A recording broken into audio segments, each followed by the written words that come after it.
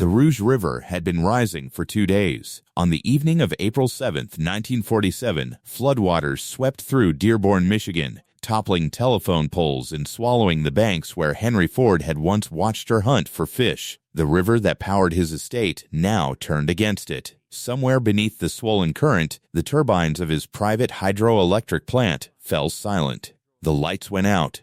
Inside the 56-room mansion called Fair Lane, servants lit candles and kerosene lamps. Firelight flickered against limestone walls. The man who had put America on wheels, who had helped electrify a nation, now lay in a bedroom illuminated only by flame. He was 83 years old. Henry Ford had built Fair Lane to be self-sufficient. Its powerhouse generated enough electricity to supply not just the estate, but part of the surrounding town. For over 30 years, the system had never failed. Now, on the night he needed it most, the river he had harnessed refused to obey. Clara Ford, his wife of 59 years, sat beside him. The telephone lines were down.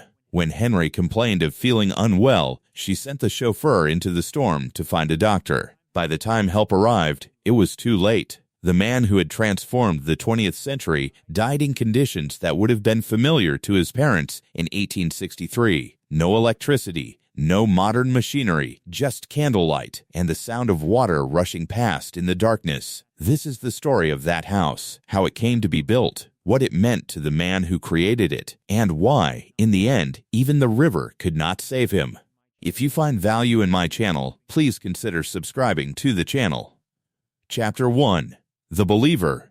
Clara Bryant was not the kind of woman who waited for life to happen. Born on April 11, 1866, in Wayne County, Michigan, she grew up on a farm where practicality mattered more than poetry. As the eldest daughter in a family of 10 children, she learned to cook and clean before she learned to dream. But dream she did. At social gatherings common to rural farming communities, dances held at inns and taverns, Clara watched and listened and formed her own opinions about the young men who asked her to waltz. She met Henry Ford at one of these dances in 1885. She was 19 years old. He was 22, a thin young man with intense eyes who talked about machines the way other men talked about horses. Where others saw an oddity, Clara saw possibility. Henry had grown up on a farm in nearby Springwells Township, but he had never loved the work the way his father expected. While other boys competed to see who could plow the straightest furrow, Henry dismantled watches to understand their mechanisms. At 16, he left home to find work in Detroit, apprenticing at machine shops and learning everything he could about engines and mechanics. By the time he met Clara, he had already repaired Westinghouse steam engines across southern Michigan. He spoke of building a horseless carriage, a vehicle that would run on gasoline and change how people traveled. Most young women in 1885 would have dismissed such talk as fantasy. Clara did not. They were engaged in 1886 and married 2 years later on April 11, 1888, Clara's 22nd birthday. The ceremony took place at her parents' home. For their first residence, Henry used lumber he cut and milled himself from family farmland to construct a small house Clara had designed. They called it the Square House, though some knew it as the Honeymoon House. It would be the second of 15 homes the couple would occupy during their marriage. Henry's father had given them farmland as a wedding gift, and for 3 years the young couple lived the life expected of them. But Henry spent his evenings in a small workshop, tinkering with engines rather than tending crops. Clara brought him meals while he worked. She held lanterns so he could see. When neighbors whispered that her husband was wasting his time on foolish contraptions, she said nothing to discourage him. In September 1891, the Fords made a decision that would alter everything. They left the farm and moved to Detroit, where Henry had accepted a position as an engineer at the Edison Illuminating Company. Clara packed up their belongings and followed him into an uncertain future, trading the security of farmland for a series of rented rooms in a growing industrial city. The work at Edison suited Henry. Within 2 years, he had risen to chief engineer, a position that gave him both steady income and flexible hours. More importantly, it gave him time to pursue his obsession. In a brick shed behind their rented house on Bagley Avenue, Henry assembled his first gasoline engine. Clara was there on Christmas Eve, 1893, when he finished it. She dripped gasoline into the intake while Henry spun the flywheel. The engine coughed, sputtered, and roared to life in their kitchen, filling the room with noise and fumes. It was not the kind of Christmas gift most wives would appreciate. Clara called it wonderful. Their son, Edel, had been born just weeks earlier on November 6th. Clara now had an infant to care for, and a husband who disappeared into his workshop every night. She never complained. When colleagues at Edison questioned whether Henry's automobile experiments would ever amount to anything, Clara remained steadfast. Henry later gave her a title that would follow her through history. He called her the Believer. By 1896, Henry had constructed his first complete vehicle, a contraption he named the quadricycle. 4 bicycle wheels, a buggy frame, and a small gasoline engine. It was crude and unreliable and shook violently at any speed above walking pace, but it moved under its own power. Clara watched from the doorway as her husband drove it through the pre-dawn streets of Detroit, testing what years of late nights and borrowed tools had created. She had believed in him when no one else did. She would continue believing for the next 50 years through failures and fortunes, through fame that neither of them anticipated. The woman who had learned to be practical on a Michigan farm would stand beside Henry Ford as he built an empire, raised a family, and eventually constructed a house on the Rouge River that was meant to last forever. But that house was still 2 decades away. First, Henry Ford had to change the world. Chapter 2. The car that changed America. The quadricycle that Henry Ford drove through Detroit in June 1896 weighed about 500 lb. It had no reverse gear. The steering mechanism was a simple tiller, like something from a boat. When Ford wanted to show it to potential investors, he had to drive around the block because he could not back up. It was by any reasonable measure a primitive machine, but Henry Ford saw in it something more than nuts and bolts. He saw the future. The problem was convincing anyone else. Ford spent the next several years chasing that future while it slipped repeatedly through his fingers. In 1899, a group of Detroit businessmen formed the Detroit Automobile Company around Ford's designs. The venture collapsed within 2 years. Investors wanted cars they could sell immediately. Ford wanted to keep refining, improving, and perfecting. He refused to release a vehicle until he considered it ready. The businessmen ran out of patience. A second attempt followed in 1901.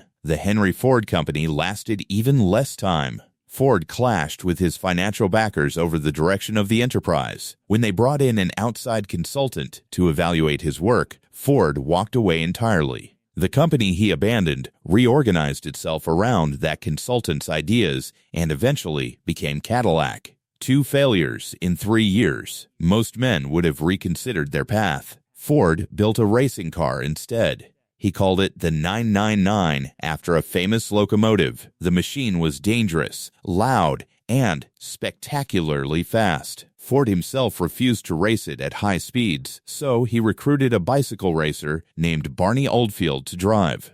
Oldfield had never operated an automobile before. Within days, he mastered the machine. At Grosse Pointe in October 1902, the 999 defeated Alexander Winton, the most successful racing driver in America at the time. The victory made headlines across the country. Henry Ford suddenly had something more valuable than money. He had a reputation.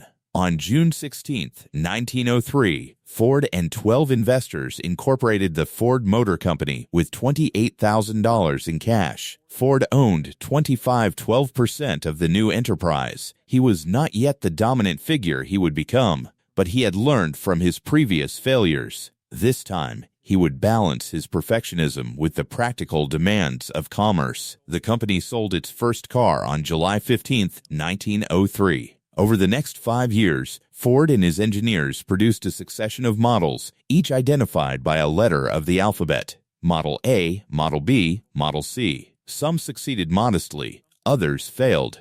The Model N, priced at $600, proved that Americans would buy automobiles if the price was right. Ford absorbed this lesson and began planning something more ambitious. In October 1908, the Ford Motor Company introduced the Model T. Everything Ford had learned about manufacturing, about pricing, about what ordinary Americans actually needed came together in this single vehicle. The Model T was not elegant.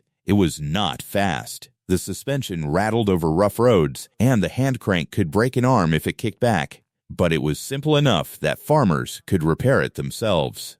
Tough enough to handle the rutted dirt paths that passed for roads in rural America, and cheap enough that working families could imagine owning one. Within months of its release, demand exceeded anything Ford could produce. Here was the problem Ford had always understood, but never fully solved. Building excellent cars meant nothing if he could not build enough of them. Each vehicle assembled by hand required skilled craftsmen working at their own pace. Production bottlenecks appeared everywhere. Customers waited months for delivery. Ford needed a revolution in manufacturing to match his revolution in design. He found it in an unlikely place. Chicago meat packing plants used overhead conveyors to move animal carcasses past workers, each of whom performed a single task before the carcass moved on. It was a disassembly line. Ford's engineers realized the principle could work in reverse. In 1910, Ford opened a new factory in Highland Park, Michigan. The building itself was revolutionary. Designed by architect Albert Kahn, the plant featured massive windows that flooded work areas with natural light and open floor plans that could be reconfigured as production methods evolved. Ford called it the Crystal Palace. Inside those walls, his engineers began experimenting. In April 1913, they tried moving a magneto flywheel assembly down a line of workers. Each man adds one component before pushing the flywheel to the next station. Production time dropped from 20 minutes to 13. Further refinements cut it to 5. By the end of 1913, Ford had applied the moving assembly line to the entire chassis. Workers no longer walked to their tasks. The tasks came to them on a continuous chain that never stopped moving. A complete Model T now emerged from the factory every 93 minutes. Under the old stationary methods, the same car had required over 12 hours. The price of the Model T fell accordingly, from $850 at launch to $550 by 1913. By the time production ended in 1927, customers could purchase a new Model T for as little as $260. Ford had made the automobile affordable to the very workers who built it. Between 1908 and 1927, Ford Motor Company produced over 15 million Model T automobiles. For nearly 2 decades, no competitor came close. The car transformed American geography, American commerce, American courtship, American everything. Families who had never traveled more than 20 m from their birthplace now drove across states. Farmers delivered goods to distant markets. Young couples escaped the watchful eyes of parents and chaperones. Henry Ford did not merely build cars, he built the 20th century. But the assembly line that made this possible came with costs that Ford had not anticipated. The relentless pace, the monotony, the transformation of skilled craftsmen into interchangeable parts of a human machine. Workers began leaving as fast as Ford could hire them. The solution he devised would shock the nation. Chapter 3. The $5 Revolution. On January 5, 1914, Henry Ford and his vice president, James Couzens, made an announcement that turned Ford from a successful industrialist into a national phenomenon. The company would pay its workers $5 a day. Factory workers across America earned between $2 and $3 for a full day's labor. Ford's own employees had been making $2.34 for 9 hours of work. Now the company proposed to more than double their wages while reducing their shift to 8 hours. Newspapers called it madness. The Wall Street Journal declared it a crime against the natural order of business. Rival industrialists accused Ford of undermining the wage structure that kept American factories profitable. Ford had his reasons, and they were not sentimental. The assembly line had created a crisis. The work was monotonous, exhausting, and dehumanizing. Men stood in one place for hours, performing the same motion thousands of times while the chain pulled an endless parade of half-built cars past their station. Many lasted only weeks before walking out. By late 1913, annual turnover exceeded 380%. The company was hiring thousands of workers each month just to replace those who quit. Each departure meant lost productivity. Each new hire required training. The costs of constant turnover threatened to consume the profits that mass production generated. $5 a day solved the problem instantly. When Ford opened his employment office the morning after the announcement, 10,000 men stood waiting in the January cold. By the following day, the crowd had swelled to 15,000. Fistfights broke out. Police used fire hoses to disperse the mob. Ford responded by announcing the company would only hire workers who had lived in Detroit for at least 6 months. Inside the factory, everything changed. Turnover plummeted. Productivity soared. Workers who had once watched the clock now competed for the privilege of staying. But there was a catch. The $5 wage was not a straight salary. Workers still received their base pay of $2.34. The additional $2.66 came as a profit-sharing bonus, and not everyone qualified. Single men under 22 received only the base rate. So did women, regardless of age or circumstance. Female workers would not become eligible until October 1916, after pressure from women's groups forced a policy change, and all workers had to prove they deserved the bonus by submitting to an investigation by Ford's newly created sociological department. Inspectors visited workers' homes without warning. They examined bank accounts, interviewed neighbors, and checked for signs of drinking, gambling, or domestic trouble. They required employees to keep their houses clean, their families intact, and their habits respectable. Immigrant workers had to attend company classes in English and American customs. Those who failed to meet the standards received 6 months to improve. Those who still fell short after 6 months were fired. Ford saw no contradiction. He believed he was improving lives, teaching men to become better workers by becoming better citizens. His employees saw it differently. Many resented the intrusion into their private affairs, but endured it for the money. The sociological department would fade by 1921, its methods too invasive even for that era of corporate paternalism. What remained was the revolution itself. Ford had demonstrated that high wages could be good business. He had proven that workers with money in their pockets became customers who bought the products they made. Within 2 years, company profits doubled to $60 million, and Henry Ford had made himself the most famous industrialist on Earth.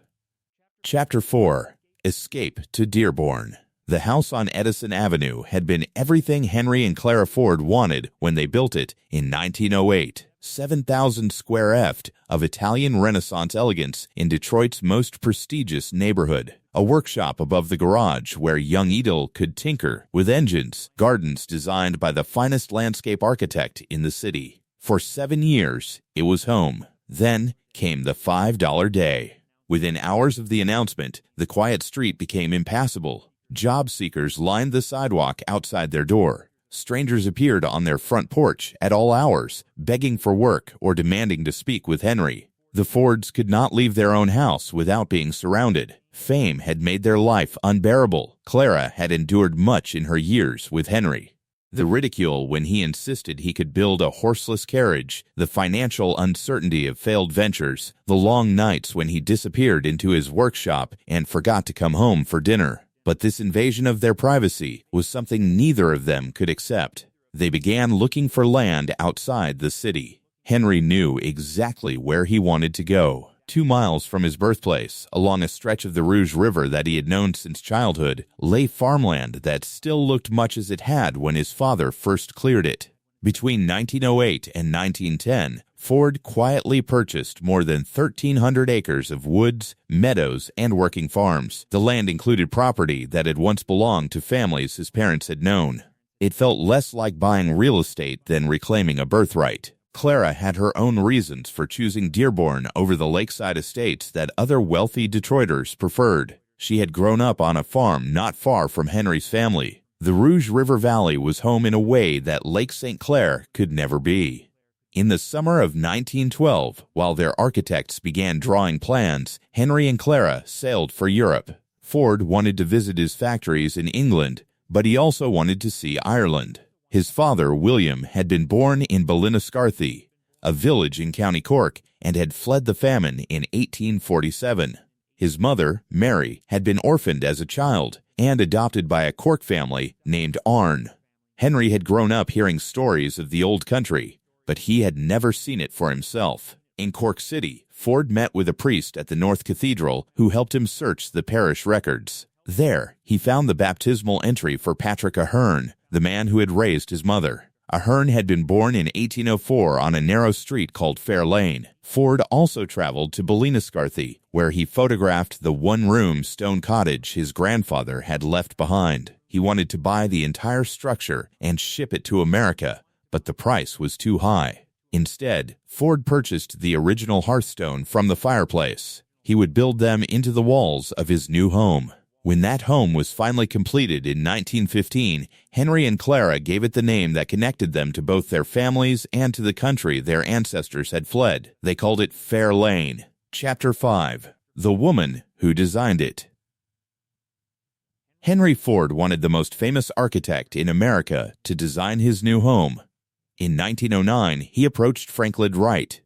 Wright was at the height of his influence. His prairie-style houses had transformed American domestic architecture, replacing Victorian clutter with clean horizontal lines that seemed to grow from the landscape itself. A Ford commission would have been the largest residential project of his career, but Wright never built Fair Lane. In September of that year, he abandoned his wife, his 6 children, and his Oak Park studio to flee to Europe with the wife of one of his clients. The scandal made headlines across the country. Wright's practice collapsed overnight. The commission passed to Herman Faunholst, an architect who had agreed to complete Wright's abandoned projects. Faunholst was competent, but he knew his limitations. He lacked the instinct for prairie style that Wright's clients expected. So he sought out the person who understood Wright's design philosophy better than anyone else alive. Her name was Marion Mahoney. In 1909, there were almost no female architects in America. Mahoney had been the first woman licensed to practice architecture in Illinois, earning her credentials in 1898. She had been Wright's first employee, hired in 1895, and for 14 years, she had been his secret weapon.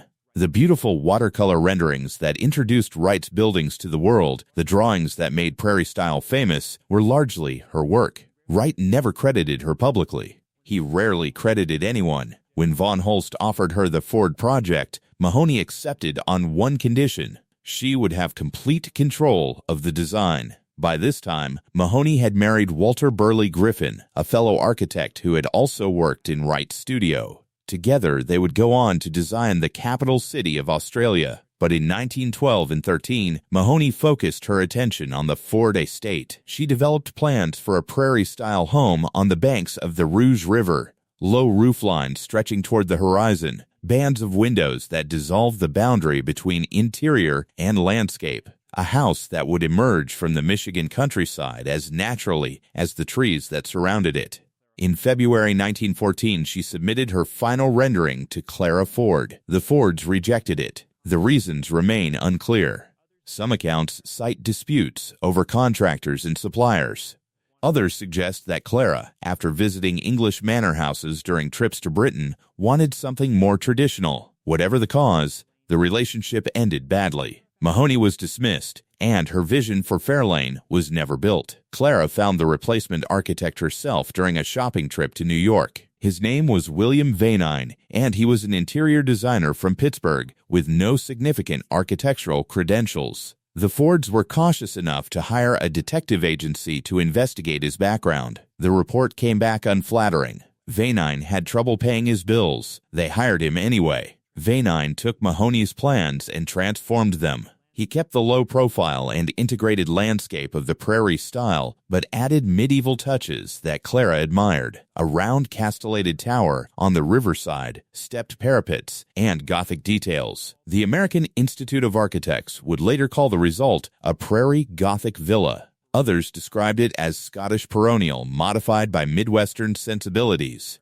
Construction had begun in February 1914 with the original contractors. When Vanine took over, he brought his own crew and his own ideas. The house rose slowly through that year and the next. 31,000 square feet of Indiana limestone, 56 rooms arranged across 2 stories, walls between 18 and 24 inches thick, 8 fireplaces, 15 bathrooms, an indoor swimming pool, and a bowling alley in the basement. The total cost exceeded $1 million.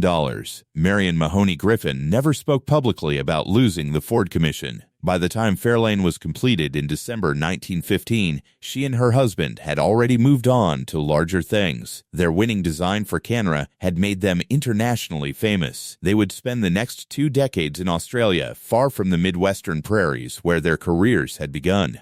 The house that Henry and Clara Ford finally occupied bore little resemblance to what Mahoney had imagined, but traces of her influence remained in the low profile. The integration with the riverbank, the way the building seemed to belong to its setting rather than dominate it. Fair Lane was not the prairie masterpiece she had envisioned.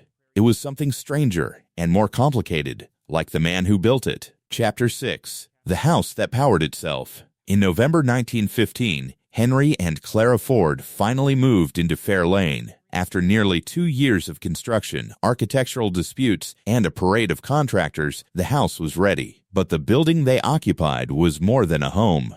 It was a machine. To understand Fair Lane, you have to understand the friendship that shaped it. In August 1896, a young Henry Ford attended a convention of the Association of Edison Illuminating Companies in Brooklyn, New York. Ford was 33 years old, an unknown engineer working for Edison's Detroit subsidiary. Thomas Edison was 49, the most famous inventor in the world. During a banquet at the Oriental Hotel, someone mentioned to Edison that one of the junior engineers had been building a gasoline-powered carriage. Edison asked to meet him. Ford sketched his design on a menu card and explained how it worked.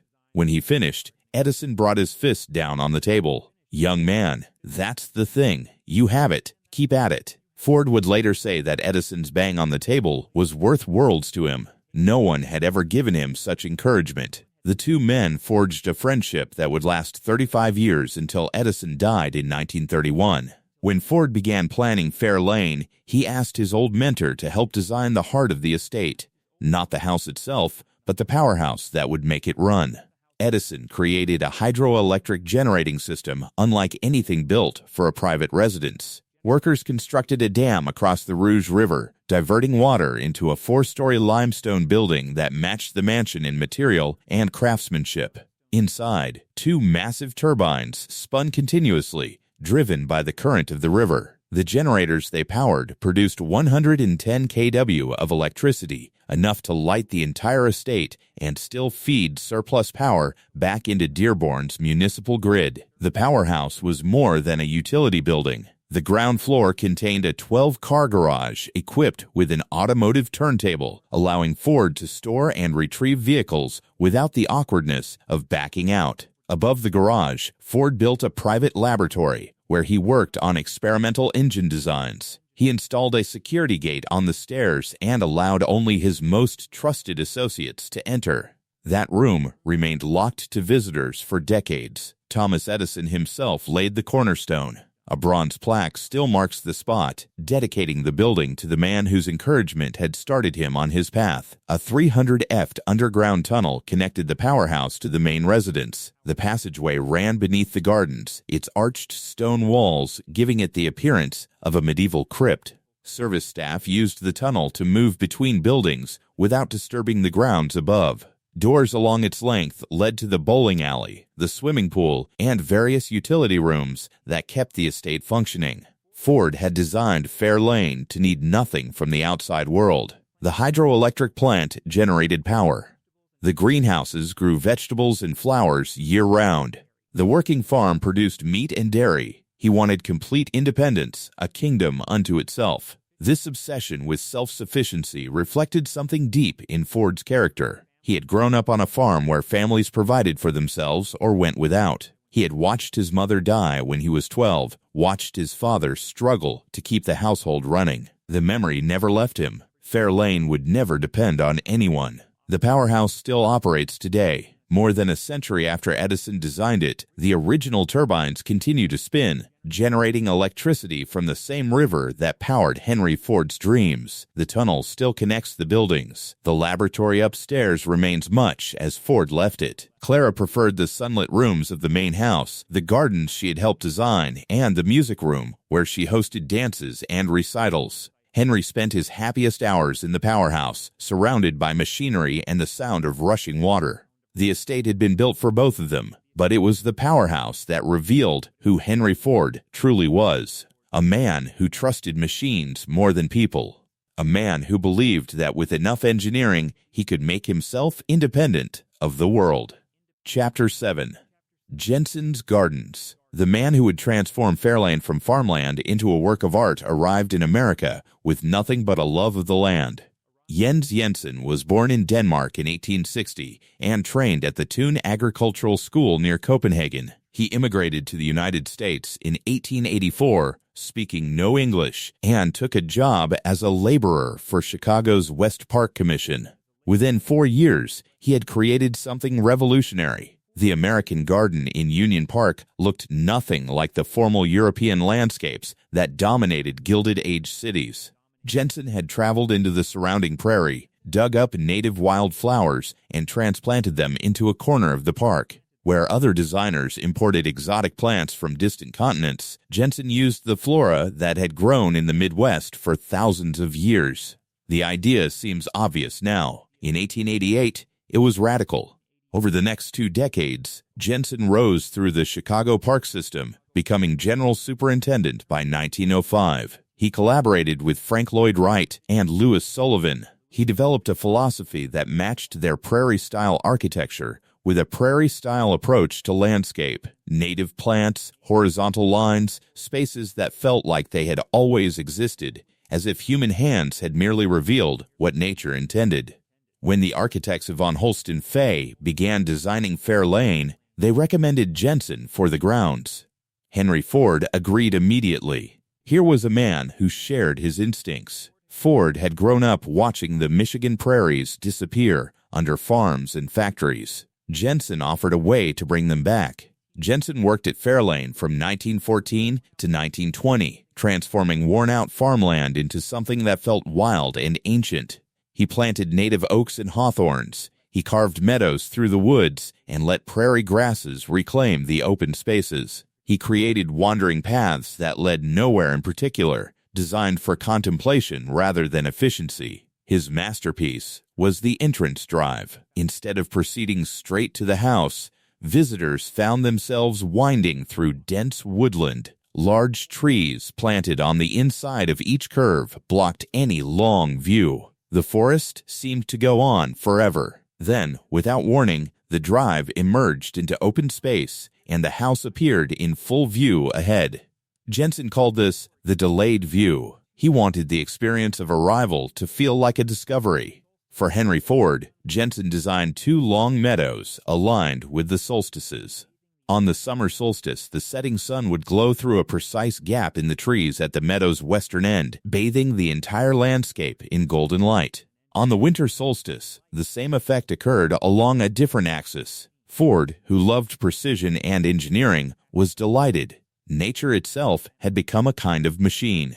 Jensen also knew that Ford was passionate about birds. He selected plants specifically for their food and nesting potential. He placed 500 birdhouses throughout the property. Ford even imported 500 English songbirds to release in his sanctuary, hoping to establish a new species in Michigan. The boathouse that Jensen designed featured artificial cliffs built from native stone, creating the illusion that the river had carved its own path through rock. Stepping stones crossed the top of the dam so that Clara could walk to visit her sister on the opposite bank. Every detail served both function and beauty. But Clara Ford had her own ideas about gardens. She loved roses. She loved formal layouts and geometric patterns and the careful cultivation that Jensen despised. In the mid-1920s, she commissioned Rosarian Harriet Foote and landscape architect Herbert Kellaway to create something Jensen had specifically advised against: a formal rose garden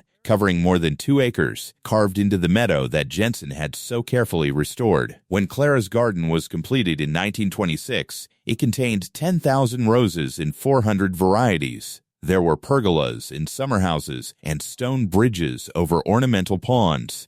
The cost exceeded $200,000. Jensen resigned in disgust. The rose garden represented everything he had spent his career opposing: imported plants, geometric beds, and the imposition of human will onto land that should have been allowed to remain wild. He could not stop Clara Ford from building it, but he refused to watch. Today, the rose garden lies in ruins, Its pergolas collapsed, its beds overgrown. Jensen's meadows and woodlands remain.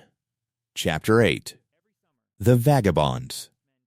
Every summer, America's 3 richest men packed up their cars and disappeared into the wilderness. They called themselves the Vagabonds. The group began by accident. In 1914, Henry Ford and naturalist John Burroughs drove to Florida to visit Thomas Edison at his winter home in Fort Myers. The 3 men toured the Everglades together, bouncing along rutted roads, and discovered they shared something beyond professional respect. They all loved the outdoors. They all craved escape from the relentless demands of fame and fortune. The following year, Ford, Edison, and tire magnate Harvey Firestone found themselves together at the Panama Pacific Exposition in San Francisco. After the fair, they drove south to San Diego, stopping to visit the plant breeder Luther Burbank along the way. By the time they reached the coast, they had hatched a plan. Every summer from now on, they would take to the road together. No schedule, no obligations, just 4 men exploring America. John Burroughs joined the group in 1916, and the 4 vagabonds were complete. Burroughs was the oldest and least famous of the 4, but in some ways, he was the most important. At 79, he was America's most beloved nature writer. His essays had introduced millions of readers to the pleasures of birdwatching and woodland walks. Theodore Roosevelt had camped with him in Yellowstone. He lived in a hand-built cabin called Slabsides in the Catskill Mountains, where visitors from Oscar Wilde to John Muir had come to sit by his fire. Ford and Burroughs had met in 1913, and the friendship changed Ford's life. The 2 men shared a passion for birds that bordered on obsession. It was Burroughs who encouraged Ford to fill Fair Lane with wildlife, to think of the estate as a sanctuary rather than merely a home. In 1916, Ford built a grotto at Fair Lane in honor of his friend. Jens Jensen designed a stone alcove overlooking a heated bird bath with rocks shipped from the farm in upstate New York, where Burroughs had been born. Burroughs himself laid the cornerstone. Edison wrote a dedication praising both men as rare souls who had not been caught in the frenzy of merciless commercialism. The camping trips grew more elaborate each year. By 1918, when all 4 vagabonds finally traveled together for the first time, the caravan included 6 vehicles with 7 drivers and support staff. They wound through the mountains of West Virginia, Tennessee, North Carolina, and Virginia, stopping wherever the scenery pleased them. By 1919, the expedition had become a rolling circus. 50 vehicles followed the vagabonds through New York, Vermont, and New Hampshire. Ford had designed special equipment for the journey. A kitchen carried a gasoline stove, and a built-in icebox presided over by a professional chef. Burroughs called it the Waldorf Astoria on wheels. A supply truck held tents, cots, chairs, and electric lights. A massive folding table with a lazy Susan could seat 20 for dinner. Reporters and photographers trailed every move. The aging adventurers performed for them shamelessly. In one contest, the 71-year-old Edison kicked a cigar off a hotel mantelpiece 3 times in a row. Ford managed it once. Burroughs, 81, lost his balance and had to be caught by onlookers. Around the campfire at night, the conversations ranged from philosophy to literature to the future of the nation. What Burroughs loved most was simply being outdoors. The vagabonds, he wrote in his diary, craved direct contact with nature. They would cheerfully endure wet, cold smoke, mosquitoes, black flies, and sleepless nights just to touch naked reality once more. John Burroughs died in March 1921 at 83. The surviving vagabonds continued their journeys, but something essential had been lost. Presidents Harding and Coolidge joined them for portions of later expeditions. The wives now came along, bringing personal maids and butlers. What had begun as an escape from civilization had become another obligation. The final expedition took place in 1924.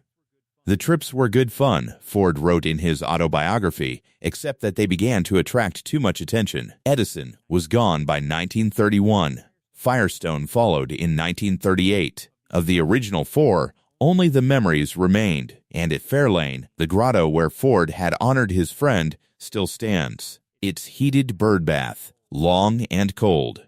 Its cornerstone marked a friendship that had bloomed in the wilderness and faded with age. Chapter 9. The Dark Side.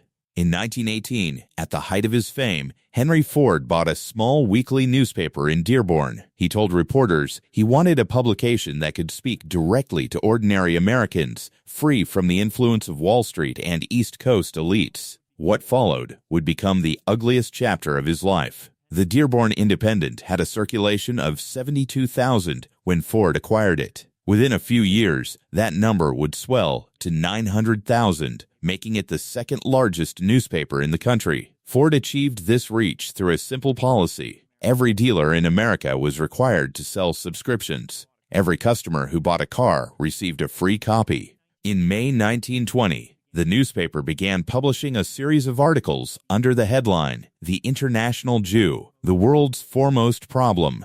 The articles blamed Jewish people for everything from the Bolshevik Revolution to the corruption of American culture. They accused Jews of controlling banks, producing immoral entertainment, and conspiring to dominate the world. Ford did not write the articles himself. That task fell to William J. Cameron, the newspaper's editor. But the ideas were Ford's. The original editor resigned in April 1920 rather than participate. He later recalled that Ford had been bringing up the Jews constantly in conversation, blaming them for almost everything. The antisemitic campaign ran for 91 consecutive weeks. The articles were then collected and published as a 4-volume set. Translations appeared in 16 languages. The impact was devastating. Ford was one of the most respected men in America, a symbol of innovation and success. If Henry Ford said the Jews were responsible for the nation's problems, millions of readers believed him. Across the Atlantic, a young political agitator in Munich took notice. Adolf Hitler kept a life-sized portrait of Ford on the wall behind his desk. In his autobiography, Mein Kampf, published in 1925, Hitler praised Ford as the only great man in America who still maintained independence from Jewish control. Ford was the only American mentioned favorably in the entire book. In 1931, Hitler told a Detroit news reporter that he regarded Ford as his inspiration. Jewish organizations fought back. The Anti-Defamation League documented the falsehoods in Ford's publications. A boycott of Ford automobiles spread through Jewish communities, but the newspaper continued publishing. The end came through the courts. In 1924, the newspaper accused Aaron Shapiro, a Jewish attorney, of exploiting American farmers as part of a Jewish conspiracy. Shapiro sued for libel. The trial began in March 1927. Shortly before Ford was scheduled to testify, he agreed to settle. On June 30th, 1927, Ford released a public apology. He expressed regret that Jews had come to regard him as their enemy and asked their forgiveness for the harm he had unintentionally committed. The apology was actually written by Louis Marshall, president of the American Jewish Committee. Ford simply signed it. Many Jews accepted the retraction with deep skepticism. Their doubts proved justified. Copies of the International Jew continued to circulate for decades. In 1938, on Ford's 75th birthday, the German government sent him a present. It was the Grand Cross of the German Eagle, the highest honor Nazi Germany could bestow on a foreigner. The golden medal, surrounded by 4 small swastikas, was presented to Ford at his Dearborn offices. Ford accepted the award. He never returned it. At the Nuremberg trials, Baldur von Schirach, the former Hitler youth leader who had helped deport 65,000 Jews to death camps, testified about what had shaped his beliefs. The decisive anti-Semitic book, he said, was that book by Henry Ford. If Henry Ford said that Jews were to blame, we naturally believed him. Ford lived long enough to see newsreel footage of the concentration camps. According to one close associate, he collapsed with a stroke when confronted with the images. The man who had revolutionized industry, who had built Fair Lane as a sanctuary from the world, spent his final years knowing that his words had helped fuel the worst genocide in human history. Some stains cannot be washed away. Chapter 10. The Unraveling. In the years when nature flourished at Fair Lane, something was rotting at the heart of Ford Motor Company. The man who controlled that rot was named Harry Bennett. A former Navy sailor and boxer, Bennett had come to Ford in 1918 and over 2 decades had made himself indispensable to Henry Ford. As head of the company's service department, Bennett commanded up to 3,000 men. Newspapers called it the largest private paramilitary organization in America. Bennett's force consisted of former convicts, washed-up boxers, and professional thugs. They patrolled the factories. They surveilled the workers. They beat down anyone who talked about unions. On May 26, 1937, the confrontation came. At Gate 4 of the Rouge plant, union leaders from the United Auto Workers had gathered on an overpass above Miller Road to hand out leaflets. Walter Reuther, Richard Frankenstein, and several others stood there with flyers reading unionism, not Fordism. A photographer from the Detroit News asked them to pose with the Ford sign in the background. Then Bennett's men arrived. 40 of them stormed the overpass. They slammed Reuther against the concrete 7 times and kicked him down 2 flights of stairs. They pulled Frankenstein's jacket over his head and beat him senseless. Another organizer had his back broken. Bennett's men tried to destroy the photographer's film, but one of them managed to hide the negatives. The pictures that appeared in newspapers the next day showed America what Ford Motor Company had become. The press called it the Battle of the Overpass. General Motors and Chrysler had already signed with the union. Ford stood alone. In April 1941, Bennett fired 8 union members, and the workers responded with a strike. They blockaded the factory for 10 days. Henry Ford raged. He threatened to shut down the entire company rather than give in. But Clara Ford had seen enough blood and violence. She gave her husband an ultimatum. If he did not sign with the union, she would leave him. On June 20, 1941, Ford signed. Paradoxically, he gave the workers better terms than either General Motors or Chrysler had offered. 2 years later came the tragedy that broke Henry Ford. On May 26, 1943, Edel Ford died of stomach cancer at his home on Lake Street, Clare. He was 49 years old. The relationship between father and son had been complicated. Henry had spent decades undermining Edsell's decisions, humiliating him publicly, and allowing Bennett to harass him. Many believed the stress had contributed to his illness. Edsell's son, Henry II, would later say that although his father died of cancer, it was his grandfather who had killed him. Despite being 80 years old and having suffered several strokes, Henry Ford resumed the presidency of the company. It was a disaster. His mental faculties were failing. He could not recognize old friends. Others made decisions in his name. While the company lost $10 million a month, the Roosevelt administration discussed nationalizing Ford to secure war production. In 1945, Clara and Edel's widow, Eleanor, forced him to relinquish control. They threatened to sell their stock if he refused. On September 21, 1945, grandson Henry Ford II was appointed president. He was 28 years old. His first act was to get rid of Harry Bennett. A former FBI agent named John Burroughs delivered the message. Bennett and Burroughs drew pistols on each other. That same afternoon, Bennett left the building, and his nearly 30-year reign of terror was over. When someone told Henry Ford what had happened, the old man sat quietly for a long time. Well, he finally said, "Now Harry is back where he started." Chapter 11. By Candlelight. On the evening of April 6, 1947, heavy rain swelled the Rouge River beyond anything Dearborn had ever seen. Water rose 2 to 4 feet higher than any flood in memory. The river that had powered Fair Lane for 3 decades now turned against it. Murky floodwaters poured into the powerhouse and drowned the generators. The turbines fell silent. The 56-room mansion went dark. Henry Ford spent that final day as he had spent so many others. He was driven to Greenfield Village to survey the flood damage. He walked through the Rouge plant. He inspected his freighter, the Henry Ford II, which had just returned from its first voyage of spring. Those who saw him said he had never looked better, that he was full of his usual vitality. Before retiring for the evening, he told his aide, Ray Dallinger, to be ready early the next morning. There was a 50-mile tour planned, Flat Rock, Cherry Hill, and other properties to inspect.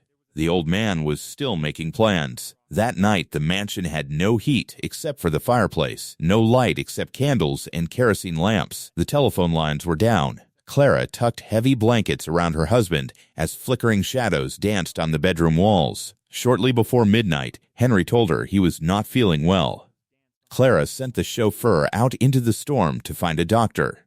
She called the maid to the bedroom. When the maid arrived, she heard Clara's voice. "Henry," she was saying, "speak to me."